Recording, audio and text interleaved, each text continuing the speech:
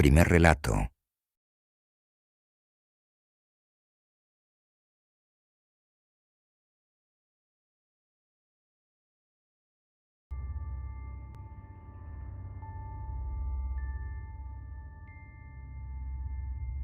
Sofía vivía sola en un pequeño apartamento, ubicado en un edificio viejo en el centro de la ciudad. Los pisos crujían con cada paso, las tuberías murmuraban entre las paredes, y el viento se colaba por las ventanas como si fuera un inquilino más. A ella nunca le molestó. Había aprendido a convivir con esos sonidos y las sombras que proyectaban las farolas desde la calle.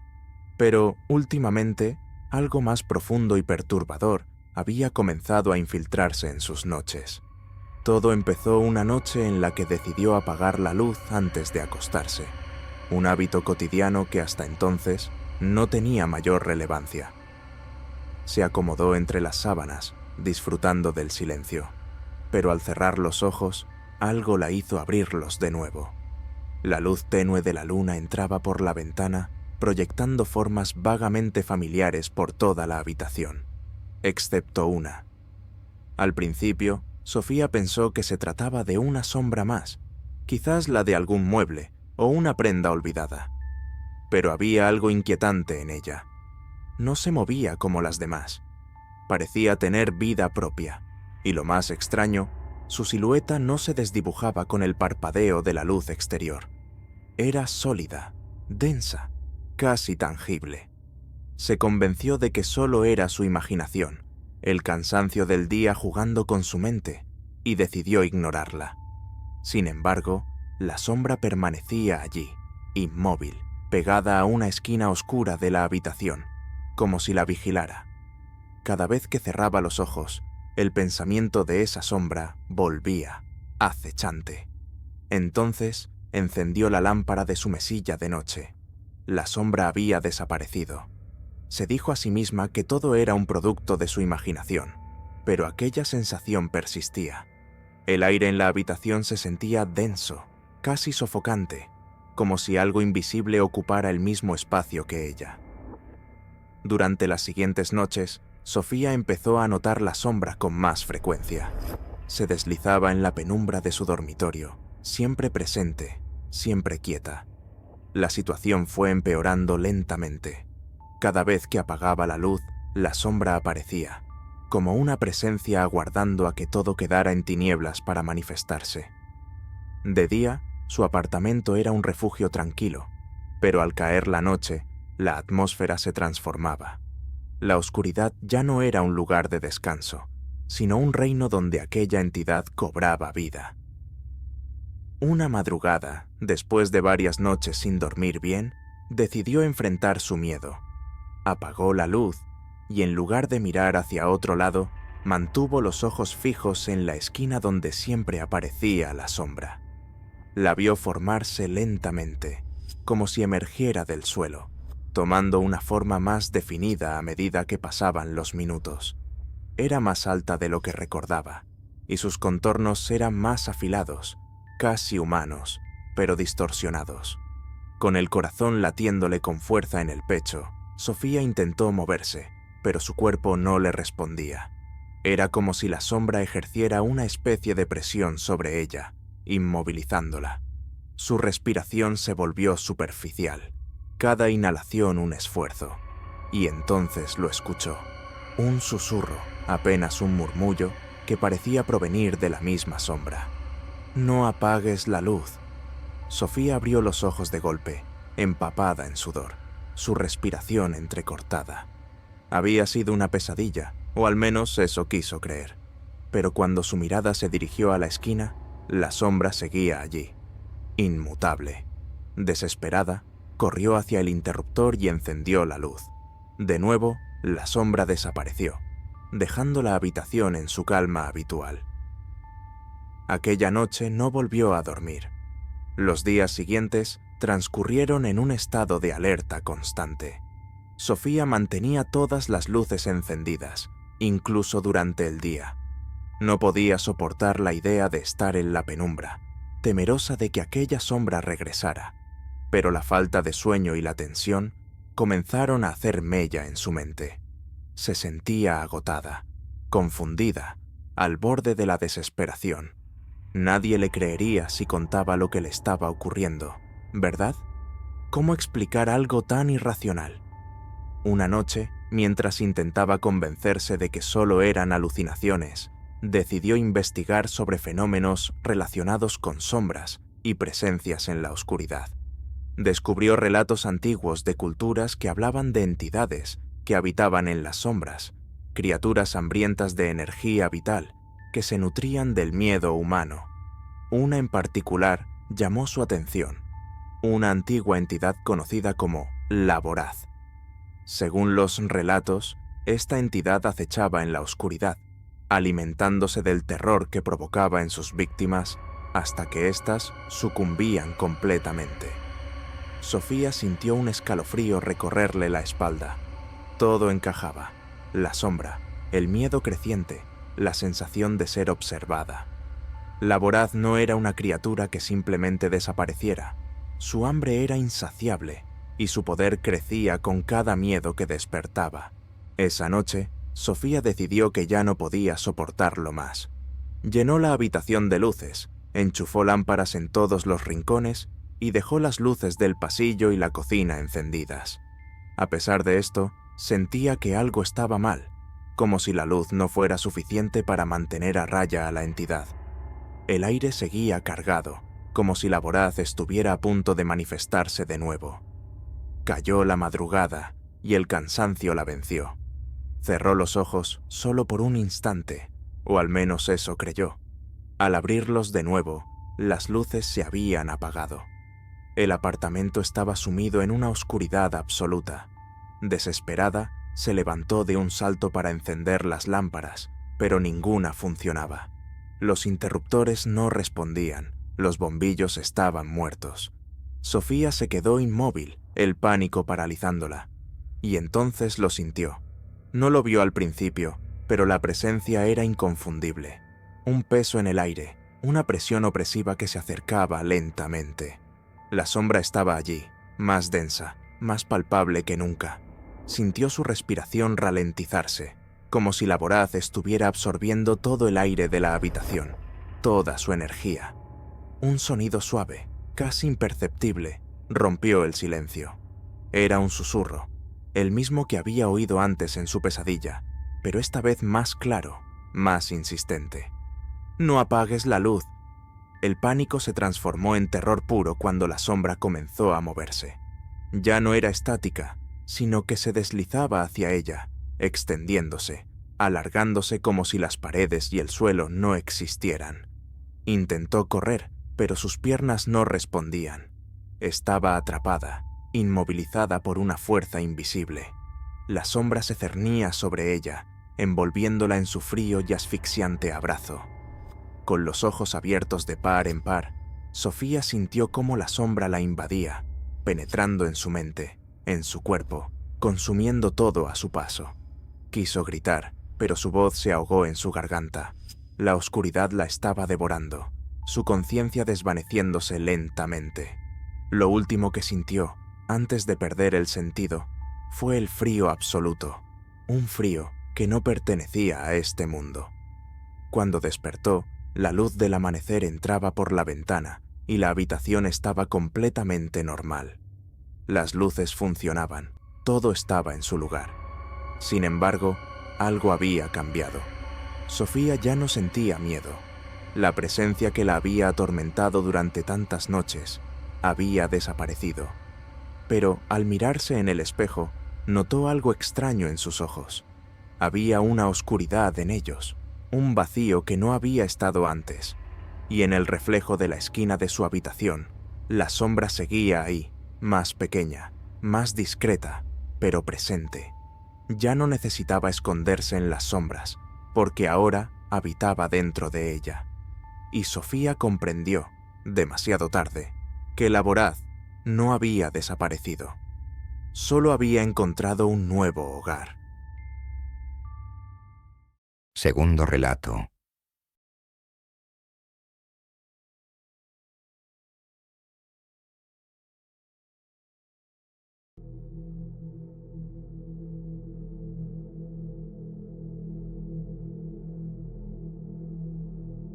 El convento de Santa Lucía se alzaba en lo alto de una colina, apartado del resto del mundo por un espeso bosque que rodeaba sus muros de piedra.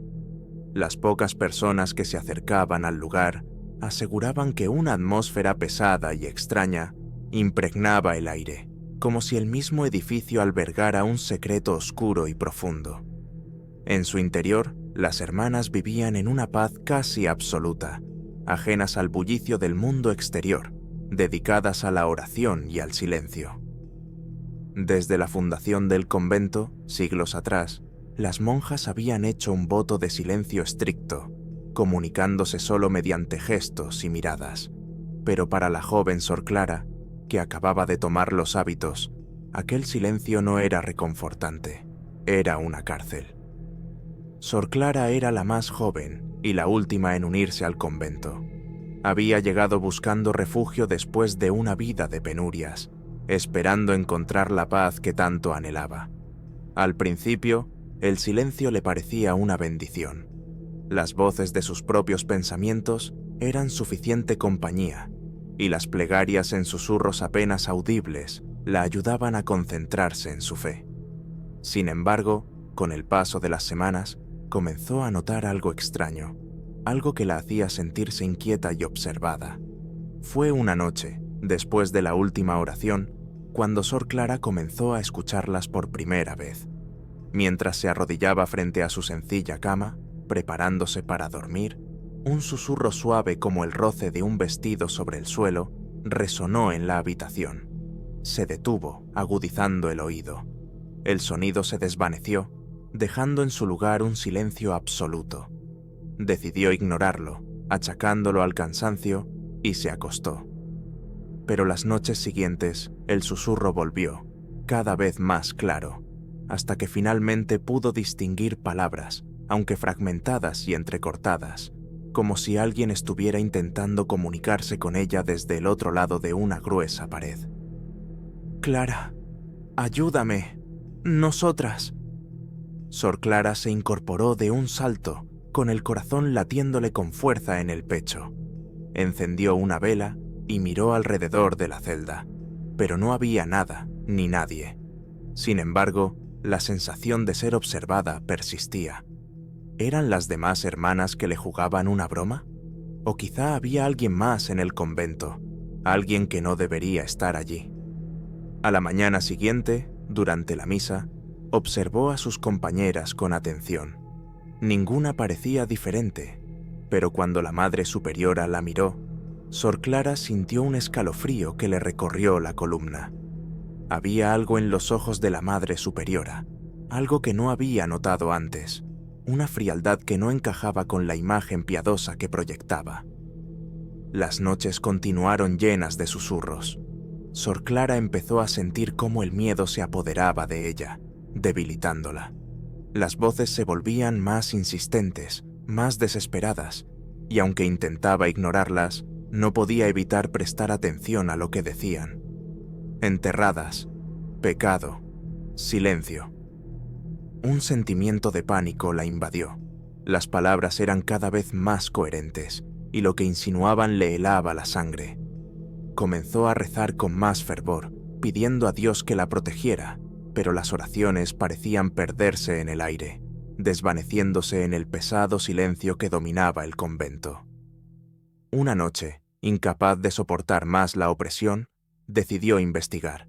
Si había algo oscuro en aquel lugar, si las voces que escuchaba eran reales y no producto de su mente perturbada, debía averiguarlo.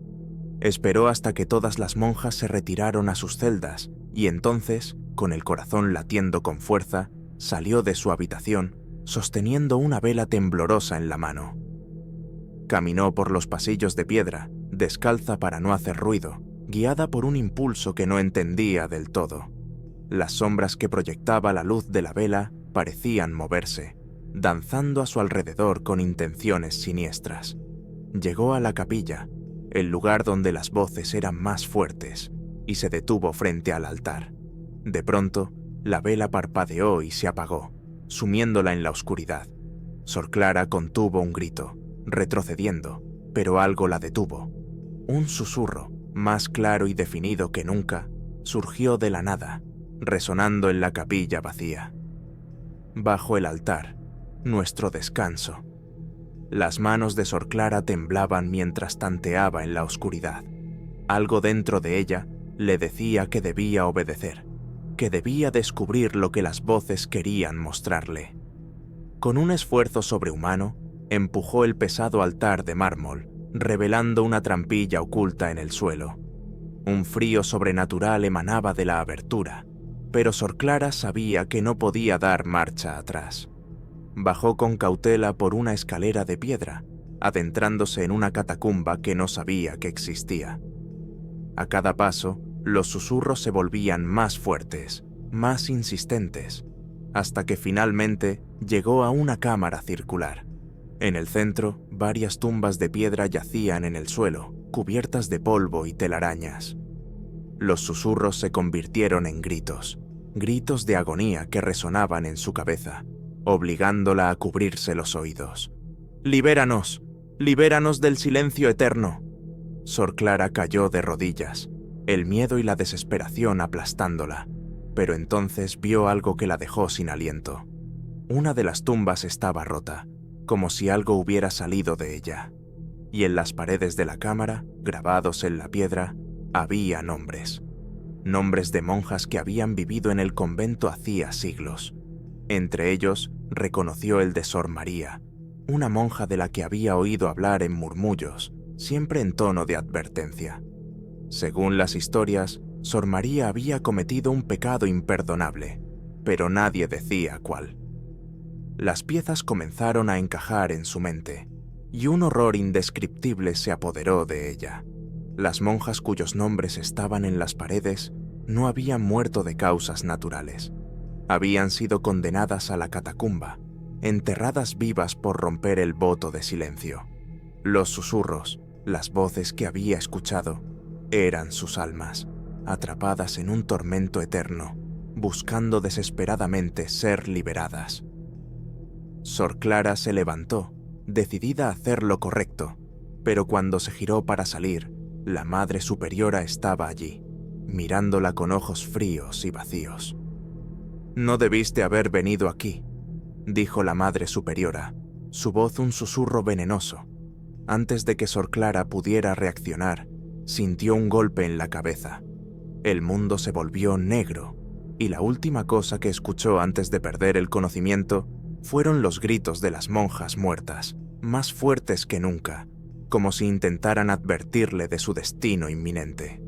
Sor Clara despertó con un dolor punzante en la cabeza y se encontró encadenada a la pared de la catacumba. La Madre Superiora estaba frente a ella, sosteniendo una vela que iluminaba la cámara de una manera siniestra. «Ahora conoces la verdad», dijo la Madre Superiora con voz gélida. «Este convento es un lugar de purga para las almas impuras. Aquellas que no pueden guardar silencio deben ser castigadas». Sor Clara intentó hablar, pero la Madre Superiora le cubrió la boca con una mano helada.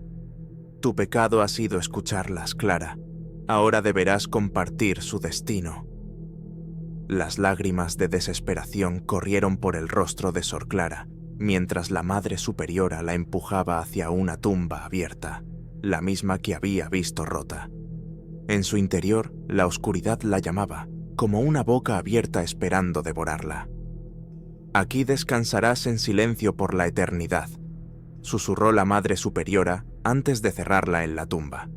El aire se volvió denso, casi irrespirable, y Sor Clara sintió cómo el peso de la tierra la aplastaba, como si estuviera siendo tragada por la mismísima oscuridad. Los gritos de las monjas condenadas resonaban en su mente, un eco constante de agonía que la acompañaría para siempre. El silencio volvió a apoderarse del convento, un silencio absoluto, inquebrantable, donde ninguna novicia volvería a escuchar susurros. La Madre Superiora, con el rostro impasible, regresó a su celda, sabiendo que el secreto estaba a salvo una vez más, y el convento de Santa Lucía continuó en su implacable calma, mientras las almas atrapadas en sus entrañas gritaban en vano, condenadas a un silencio eterno.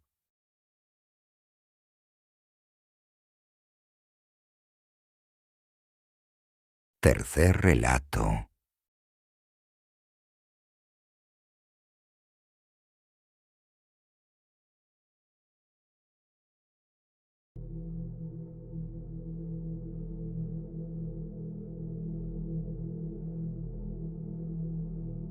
La noche caía con un silencio espeso sobre el convento de Santa Teresa, un lugar apartado del mundo, oculto entre montañas, donde el tiempo parecía haberse detenido.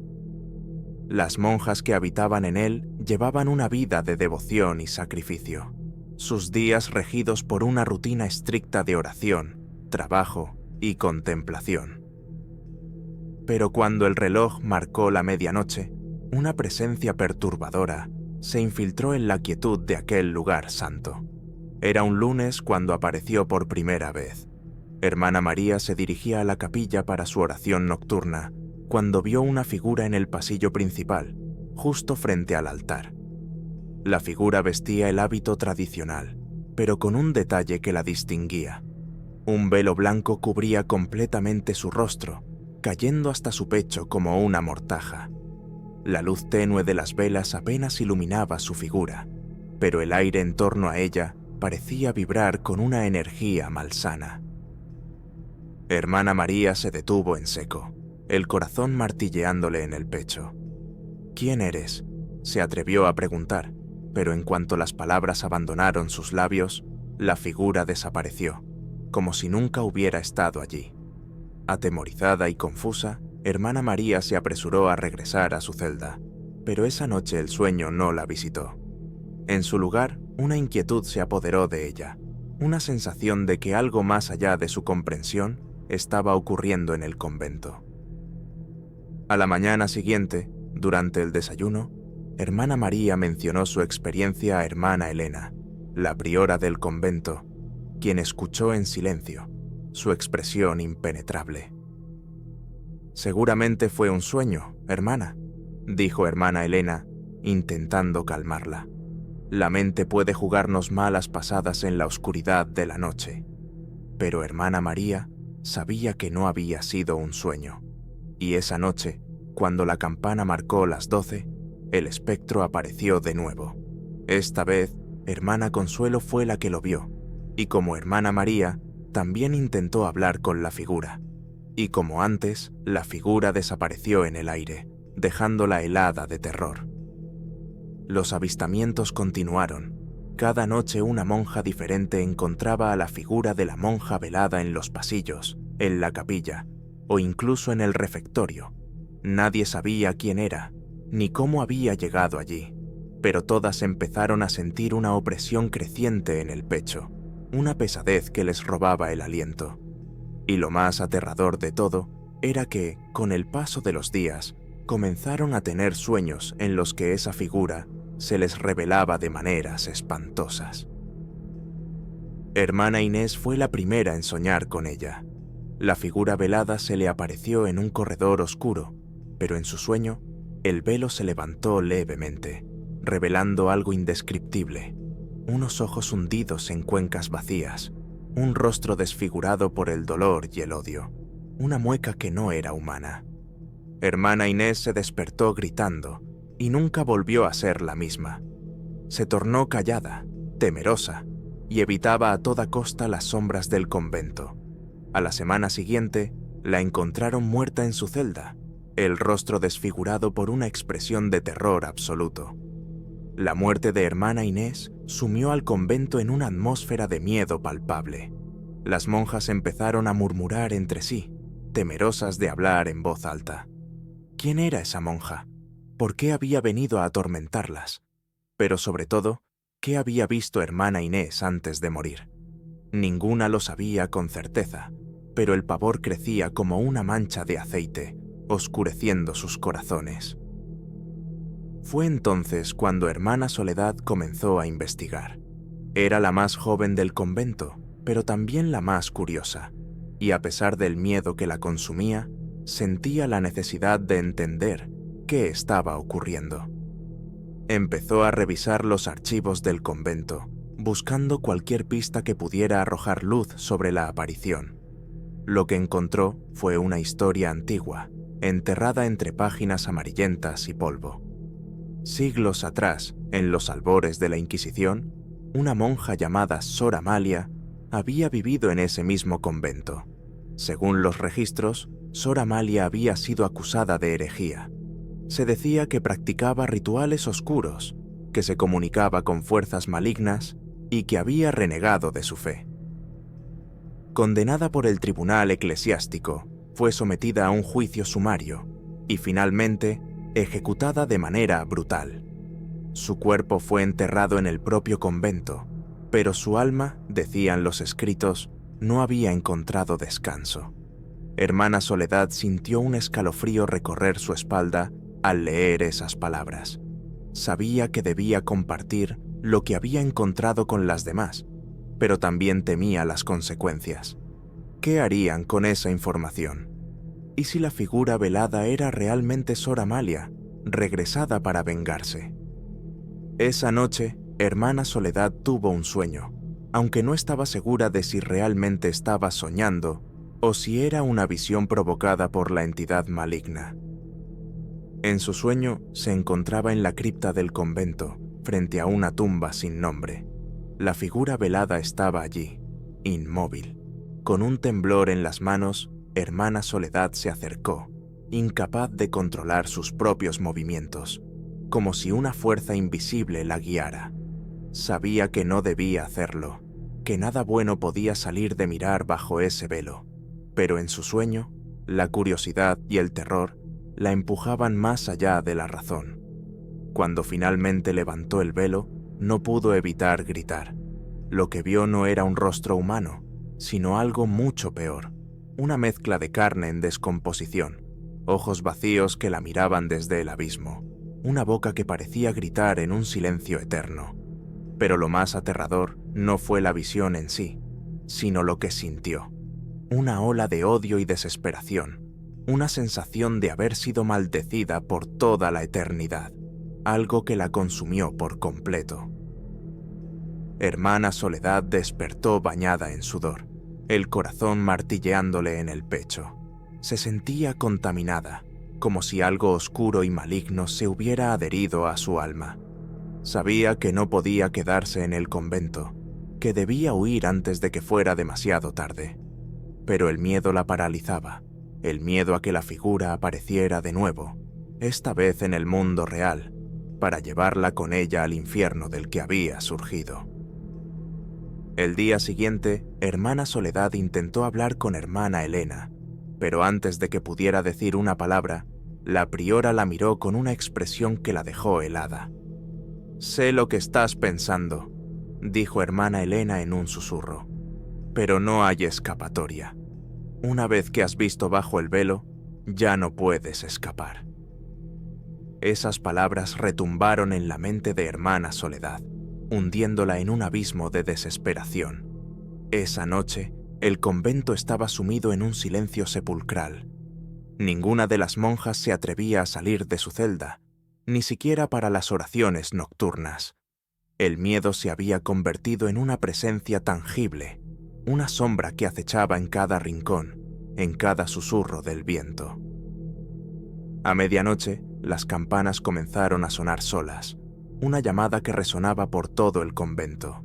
Una a una, las monjas abandonaron sus celdas, atraídas por una fuerza irresistible, hasta que todas se encontraron en el patio principal frente a la antigua cripta. La figura velada estaba allí, como un espectro nacido de sus peores pesadillas, pero esta vez no desapareció, permaneció en su lugar, esperando. Hermana Elena, con la mirada perdida, avanzó hacia la figura. Las demás monjas, paralizadas por el miedo, no pudieron hacer nada más que observar. Cuando Hermana Elena levantó el velo, un grito de terror colectivo llenó el aire. Aquella visión las marcó a todas. En su interior sabían que la muerte no tardaría en llegar. Hermana Soledad fue la única que no gritó. Su mirada estaba fija en los ojos vacíos de la figura, que la miraban con una furia que trascendía la muerte. En ese momento, comprendió la verdad. Sor Amalia no buscaba venganza solo por lo que le habían hecho en vida, sino también por la injusticia de un Dios que la había abandonado, que la había condenado a una eternidad de sufrimiento. Y entonces la figura habló, su voz un susurro que resonó en las mentes de todas las presentes. «Nunca encontraré paz», dijo, «y vosotras, que habéis profanado mi reposo, pagaréis con vuestras almas». Hermana Soledad sintió que el suelo se abría bajo sus pies, que caía en un pozo sin fondo, atrapada en una oscuridad que la consumiría para siempre. Las otras monjas cayeron de rodillas, sus rostros contorsionados por el terror. La figura velada se mantuvo en su lugar, pero su presencia se hizo más opresiva, como si el aire mismo se espesara con la malignidad que irradiaba. Hermana Soledad intentó gritar, pero ningún sonido salió de su garganta. Sentía que la muerte estaba cerca, pero no la muerte como la habían enseñado en las escrituras, sino una muerte vacía, llena de desesperación y sufrimiento eterno. De repente, el ambiente cambió. El viento comenzó a arremolinarse en torno al patio, levantando polvo y hojas secas, mientras las monjas permanecían petrificadas, incapaces de moverse. Las campanas, que hasta entonces habían sonado en intervalos regulares, empezaron a tocar un repique caótico, como si una fuerza invisible las agitara con furia. La figura velada, que hasta entonces había permanecido inmóvil, comenzó a deslizarse hacia adelante, lentamente, como si se regodeara en el miedo que provocaba. En ese momento, Hermana Soledad sintió algo en su bolsillo, un pequeño rosario que llevaba consigo desde que era novicia. Con manos temblorosas, lo sacó y comenzó a murmurar una oración, la misma que su madre le había enseñado cuando era niña. Al principio sus palabras fueron ininteligibles, quebradas por el miedo, pero a medida que recitaba el Ave María, sintió una pequeña chispa de fortaleza renacer en su interior. Cerró los ojos y continuó orando con más fervor. La figura velada se detuvo de repente, como si algo invisible la hubiera frenado. La atención de todas las monjas, incluida Hermana Elena, se centró en Hermana Soledad. La figura giró lentamente su cabeza hacia ella, y aunque su rostro seguía cubierto por el velo, Hermana Soledad sintió que esos ojos vacíos y malditos la atravesaban como puñales, pero no se detuvo. Continuó orando, con la voz cada vez más fuerte, mientras el viento a su alrededor crecía en intensidad, como si una batalla se estuviera librando en el mismo aire. «Ave María, llena eres de gracia», gritó Hermana Soledad, y en ese momento las campanas se detuvieron de golpe, dejando tras de sí un silencio ensordecedor. La figura velada emitió un sonido que no era de este mundo, un grito de furia y desesperación que resonó en las mentes de todas las presentes, llevándolas al borde de la locura. El velo comenzó a ondear en el aire, levantado por una fuerza invisible. La figura parecía descomponerse ante sus ojos, como si la realidad misma estuviera rechazándola, expulsándola de ese lugar sagrado. Hermana Soledad sintió que la energía maligna se retiraba, que algo más poderoso, más antiguo, estaba respondiendo a su oración. Era como si el mismo espíritu de la Virgen se hiciera presente, no como una figura visible, sino como una fuerza pura y luminosa que purgaba la oscuridad del lugar. Finalmente, con un último alarido de odio, la figura velada se desvaneció en el aire, dejando tras de sí solo el eco de su presencia. El viento cesó, las hojas cayeron de nuevo al suelo, y el silencio volvió a reinar en el convento. Las monjas, aún arrodilladas, no se atrevían a moverse, incapaces de creer que todo había terminado. Hermana Soledad, agotada y temblorosa, se dejó caer al suelo, el rosario aún apretado en su mano. Hermana Elena fue la primera en recuperarse. Se acercó a Hermana Soledad y la ayudó a ponerse de pie. «Ha terminado», dijo en un susurro, aunque en su voz había más duda que certeza. Las otras monjas comenzaron a levantarse lentamente, con la mirada perdida, como si aún no comprendieran del todo lo que acababa de ocurrir. Esa noche, ninguna monja pudo dormir. La tensión se palpaba en el aire, pero la figura velada no volvió a aparecer. Parecía que la oración de Hermana Soledad había sido suficiente para desterrar el espíritu maligno de Sor Amalia, o al menos para alejarlo por un tiempo. En los días siguientes, Hermana Elena decidió que era mejor no hablar más del asunto. Las monjas intentaron retomar su vida diaria, pero el miedo persistía. Cada vez que caía la noche, todas se miraban con inquietud, temiendo que el horror regresara. Hermana Soledad, aunque fue tratada con respeto y admiración por su valentía, no pudo sacudirse la sensación de que algo aún no estaba bien. La muerte de Hermana Inés y la visión del rostro bajo el velo la perseguían en sus sueños, y una parte de ella sentía que la historia no había terminado. Un mes después, Hermana Soledad tomó la decisión más difícil de su vida. Presentó su renuncia a la priora, alegando que necesitaba tiempo para reflexionar y encontrar paz en otro lugar. Hermana Elena no la detuvo. Sabía que la joven monja había visto demasiado, que su alma estaba marcada de una manera que ninguna oración podría sanar completamente en ese convento. El día que Hermana Soledad se marchó, el cielo estaba cubierto de nubes grises. Las otras monjas se despidieron en silencio, sus rostros sombríos y llenos de respeto. Mientras bajaba por el camino que la alejaba del convento, Hermana Soledad sintió una mezcla de alivio y tristeza. No sabía qué le depararía el futuro, pero estaba segura de que nunca olvidaría lo que había vivido en Santa Teresa. A medida que se adentraba en el bosque, una ligera brisa le acarició el rostro.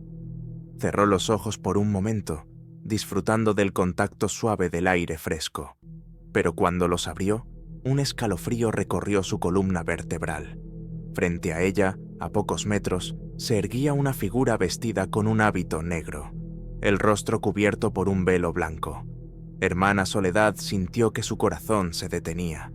Quiso gritar, pero el miedo la paralizó. La figura se quedó inmóvil por un momento que pareció eterno, y luego, en un abrir y cerrar de ojos, desapareció en la neblina del bosque.